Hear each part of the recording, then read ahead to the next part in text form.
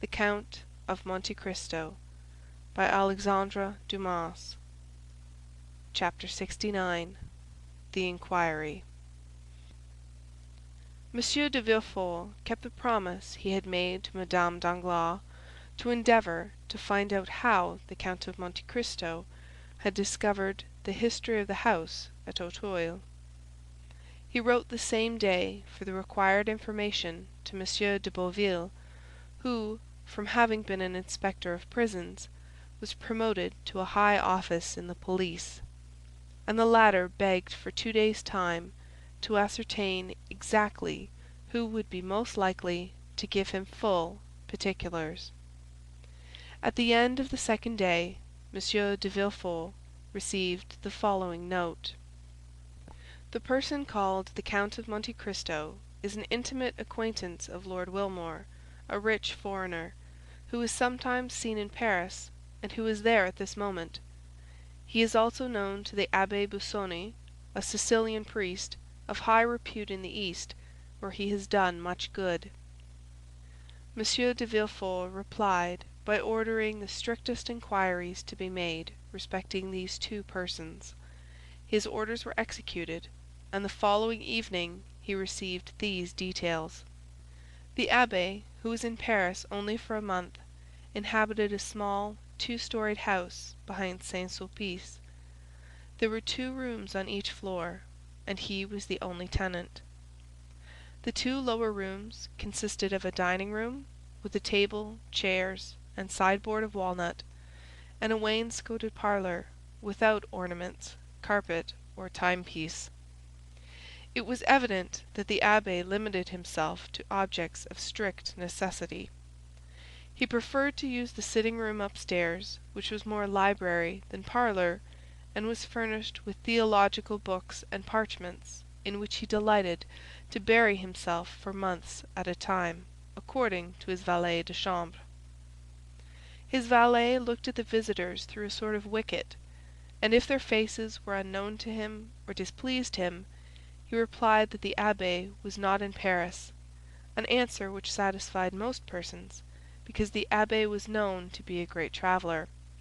Besides, whether at home or not, whether in Paris or Cairo, the abbé always left something to give away, which the valet distributed through this wicket in his master's name.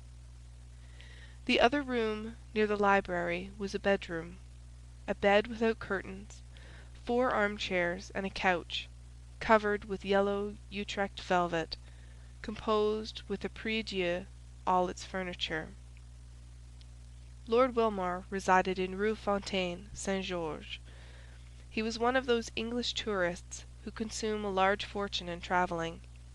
He hired the apartment in which he lived furnished, passed only a few hours in the day there, and rarely slept there. One of his peculiarities was never to speak a word of French, which he, however, wrote with great facility. The day after this important information had been given to the king's attorney, a man alighted from a carriage at the corner of the Rue Férou, and rapping at an olive-green door, asked if the Abbé Busoni were within. "No, he went out early this morning," replied the valet. "I might not always be content with that answer," replied the visitor, "for I come from one to whom everyone must be at home. But have the kindness to give the Abbé Busoni—" "I told you he was not at home," repeated the valet. "Then on his return give him that card and this sealed paper. Will he be home at 8 o'clock this evening?" "Doubtless, unless he is at work, which is the same as if he were out." "I will come again at that time," replied the visitor, who then retired. At the appointed hour the same man returned in the same carriage, which, instead of stopping this time at the end of the Rue Férou, drove up to the green door. He knocked, and it opened immediately to admit him. From the signs of respect the valet paid him, he saw that his note had produced a good effect. "Is the abbé at home?" he asked. "Yes, he is at work in his library, but he expects you, sir," replied the valet. The stranger ascended a rough staircase, and before a table illumined by a lamp whose light was concentrated by a large shade, while the rest of the apartment was in partial darkness, he perceived the abbé in a monk's dress, with a cowl on his head, such as was used by learned men of the Middle Ages. "Have I the honor of addressing the Abbé Busoni?" asked the visitor. "Yes, sir," replied the abbé. "And you are the person whom Monsieur de Beauville, formerly an inspector of prisons, sends to me from the prefect of police?" "Exactly, sir." "One of the agents appointed to secure the safety of Paris?" "Yes, sir," replied the stranger, with a slight hesitation and blushing. The abbé replaced the large spectacles, which covered not only his eyes but his temples, and sitting down motioned to his visitor to do the same. "I am at your service, sir," said the abbé, with a marked Italian accent. "The mission with which I am charged, sir," replied the visitor, speaking with hesitation, "is a confidential one on the part of him who fulfills it and him by whom he is employed." The abbé bowed. "Your probity," replied the stranger, "is so well known to the prefect that he wishes as a magistrate to ascertain from you some particulars connected with the public safety, to ascertain which I am deputed to see you. It is hoped that no ties of friendship or humane consideration will induce you to conceal the truth." "Provided, sir, the particulars you wish for do not interfere with my scruples or my conscience. I am a priest, sir, and the secrets of confession, for instance, must remain between me and God, and not between me and human justice." "Do not alarm yourself, monsieur. We will duly respect your conscience." At this moment the abbé pressed down his side of the shade, and so raised it on the other, throwing a bright light on the stranger's face, while his own remained obscured. "Excuse me, abbé," said the envoy of the prefect of the police, "but the light tries my eyes very much." The abbé lowered the shade. "Now, sir, I am listening. Go on." "I will come at once to the point. Do you know the Count of Monte Cristo?" "You mean Monsieur Zaccone, I presume." "Zaccone? Is not his name Monte Cristo?" "Monte Cristo is the name of an estate, or, rather, of a rock, and not a family name." "Well, be it so. Let us not dispute about words. And since Monsieur de Monte Cristo and Monsieur Zaccone are the same—" "Absolutely the same." "Let us speak of Monsieur Zaccone." "Agreed." "I asked you if you knew him?" "Extremely well." "Who is he?" "The son of a rich shipbuilder in Malta." "I know that is the report; but as you are aware, the police does not content itself with vague reports." "However," replied the abbé, with an affable smile, "when that report is in accordance with the truth, everybody must believe it, the police as well as all the rest." "Are you sure of what you assert?" "What do you mean by that question?" "Understand, sir, I do not in the least suspect your veracity. I ask if you are certain of it." "I knew his father, Monsieur Zaccone." "Ah, indeed?" "And when a child I often played with the son in the timber yards." "But whence does he derive the title of count?" "You are aware that may be bought." "In Italy?" "Everywhere." "And his immense riches, whence does he procure them?" "They may not be so very great." "How much do you suppose he possesses?" "From 150 to 200,000 livres per annum." "That is reasonable," said the visitor. "I have heard he had 3 or 4 millions." 200,000 per annum would make 4 millions of capital." "But I was told he had 4 millions per annum." "That is not probable." "Do you know this island of Monte Cristo?" "Certainly.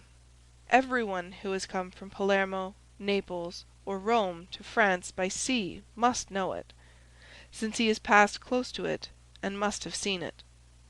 "I am told it is a delightful place." "It is a rock." "And why has the count bought a rock?" "For the sake of being a count. In Italy one must have territorial possessions to be a count. You have doubtless heard the adventures of Monsieur Ziccone's youth?" "The father's?" "No, the son's." "I know nothing certain. At that period of his life I lost sight of my young comrade." "Was he in the wars?" "I think he entered the service." "In what branch?" "In the navy." "Are you not his confessor?" "No, sir. I believe he is a Lutheran." "A Lutheran?" "I say, I believe such is the case. I do not affirm it. Besides, liberty of conscience is established in France." "Doubtless, and we are not now inquiring into his creed, but his actions. In the name of the prefect of police, I ask you what you know of him." "He passes for a very charitable man. Our Holy Father, the Pope, has made him a Knight of Jesus Christ for the services he rendered to the Christians in the East. He has 5 or 6 rings as testimonials from Eastern monarchs of his services." "Does he wear them?" "No, but he is proud of them. He is better pleased with rewards given to the benefactors of man than to his destroyers." "He is a Quaker, then?" "Exactly. He is a Quaker, with the exception of the peculiar dress." "Has he any friends?" "Yes, everyone who knows him is his friend." "But has he any enemies?" "One only." "What is his name?" "Lord Wilmore." "Where is he?" "He is in Paris just now." "Can he give me any particulars?" "Important ones. He was in India with Zicone." "Do you know his abode?" "It's somewhere in the Chaussée d'Antin, but I know neither the street nor the number." "Are you at variance with the Englishman?" "I love Zicone, and he hates him. We are consequently not friends." "Do you think the Count of Monte Cristo had ever been in France before he made this visit to Paris?" "To that question I can answer positively. No, sir, he had not, because he applied to me 6 months ago for the particulars he required, and as I did not know when I might again come to Paris, I recommended Monsieur Cavalcanti to him." "Andrea?" "No, Bartolomeo, his father." "Now, sir, I have but one question more to ask, and I charge you, in the name of honor, of humanity, and of religion, to answer me candidly." "What is it, sir?" "Do you know with what design Monsieur de Monte Cristo purchased a house at Auteuil?" "Certainly, for he told me." "What is it, sir?" "To make a lunatic asylum of it, similar to that founded by the Count of Pisani at Palermo. Do you know about that institution?" "I have heard of it." "It is a magnificent charity."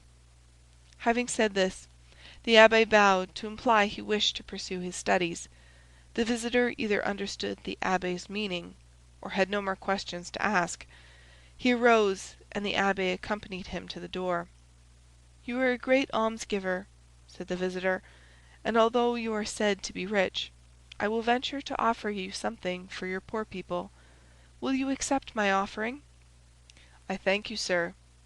I am only jealous in one thing, and that is that the relief I give should be entirely from my own resources. However, my resolution, sir, is unchangeable. But you have only to search for yourself, and you will find, alas, but too many objects upon whom to exercise your benevolence." The abbé once more bowed as he opened the door. The stranger bowed and took his leave, and the carriage conveyed him straight to the house of M. de Villefort. An hour afterwards the carriage was again ordered, and this time it went to the Rue Fontaine Saint Georges, and stopped at No. 5, where Lord Wilmore lived. The stranger had written to Lord Wilmore, requesting an interview, which the latter had fixed for 10 o'clock. As the envoy of the prefect of police arrived 10 minutes before 10, he was told that Lord Wilmore, who was precision and punctuality personified, was not yet come in, but that he would be sure to return as the clock struck. The visitor was introduced into the drawing-room, which was like all other furnished drawing-rooms. A mantelpiece, with 2 modern Sèvres vases, a timepiece representing Cupid with his bent bow, a mirror with an engraving on each side, one representing Homer carrying his guide, the other Belisarius begging, a greyish paper, red and black tapestry. Such was the appearance of Lord Wilmore's drawing-room. It was illuminated by lamps with ground glass shades, which gave only a feeble light, as if out of consideration for the envoy's weak sight. After 10 minutes' expectation the clock struck 10. At the 5th stroke the door opened and Lord Wilmore appeared. He was rather above the middle height, with thin reddish whiskers, light complexion, and light hair, turning rather grey. He was dressed with all the English peculiarity, namely, in a blue coat with gilt buttons and high collar, in the fashion of 1811, a white kerseymere waistcoat, and nankeen pantaloons 3 inches too short, but which were prevented by straps from slipping up to the knee. His first remark on entering was, "You know, sir, I do not speak French." "I know you do not like to converse in our language," replied the envoy. "But you may use it," replied Lord Wilmore. "I understand it." "And I," replied the visitor, changing his idiom, "know enough of English to keep up the conversation. Do not put yourself to the slightest inconvenience." "Ah," said Lord Wilmore, with that tone which is only known to natives of Great Britain. The envoy presented his letter of introduction, which the latter read with English coolness, and having finished, "I understand," said he, "perfectly." Then began the questions, which were similar to those which had been addressed to the Abbé Busoni, but as Lord Wilmore, in the character of the Count's enemy, was less restrained in his answers, they were more numerous. He described the youth of Monte Cristo, who, he said, at 10 years of age, entered the service of one of the petty sovereigns of India, who make war on the English. It was there Wilmore had first met him and fought against him, and in that war Zuccone had been taken prisoner, sent to England, and consigned to the hulks, whence he had escaped by swimming. Then began his travels, his duels, his caprices. Then the insurrection in Greece broke out, and he had served in the Grecian ranks. While in that service he had discovered a silver mine in the mountains of Thessaly, but he had been careful to conceal it from every one. After the battle of Navarino, when the Greek government was consolidated, he asked of King Otho a mining grant for that district, which was given him. Hence that immense fortune, which, in Lord Wilmore's opinion, possibly amounted to 1 or 2 millions per annum, a precarious fortune, which might be momentarily lost by the failure of the mine. "But," asked the visitor, "do you know why he came to France?" "He is speculating in railways," said Lord Wilmore, "and as he is an expert chemist and physicist, he has invented a new system of telegraphy, which he is seeking to bring to perfection." "How much does he spend yearly?" asked the Prefect. "Not more than 500,000 or 600,000 francs," said Lord Wilmore. "He is a miser." Hatred evidently inspired the Englishman, who, knowing no other reproach to bring on the Count, accused him of avarice. "Do you know his house at Auteuil?" "Certainly." "What do you know respecting it?" "Do you wish to know why he bought it?" "Yes." "The Count is a speculator, who will certainly ruin himself in experiments. He supposes there is in the neighbourhood of the house he has bought a mineral spring equal to those at Bagneres, Luchon, and Cauterets. He is going to turn his house into a Baldhaus, as the Germans term it. He has already dug up all the garden 2 or 3 times to find the famous spring, and, being unsuccessful, he will soon purchase all the contiguous houses. Now, as I dislike him, and hope his railway, his electric telegraph, or his search for baths will ruin him, I am watching for his discomfiture, which must soon take place." "What was the cause of your quarrel?" "When he was in England, he he seduced the wife of one of my friends." "Why do you not seek revenge?" "I have already fought 3 duels with him," said the Englishman. "The first with the pistol, the second with the sword, and the third with the sabre." "And what was the result of those duels?" "The first time he broke my arm, the second he wounded me in the breast, and the third time made this large wound." The Englishman turned down his shirt collar and showed a scar whose redness proved to be a recent one. "So that, you see, there is a deadly feud between us."